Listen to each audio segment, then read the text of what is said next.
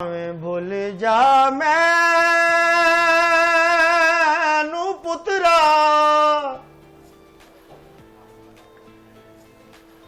आ भावे भूल जा मैनू भावे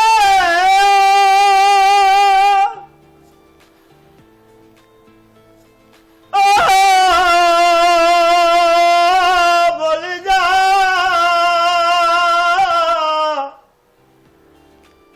हाँ भावें भुल जा मैनू पुत्रा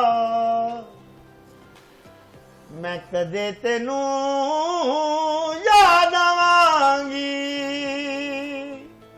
और इसी हवाले से एक बोली सुना रहा हूं।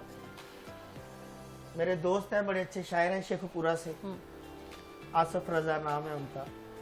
उनकी बोली है, हाँ जुत्ती ला के ते वेड़े विच वड़िए। क्या तकद्दस बताया उन्होंने उस बोली में। जुत्ती ला के ते वेड़े विच वड़िए, जिस घर माजूम दी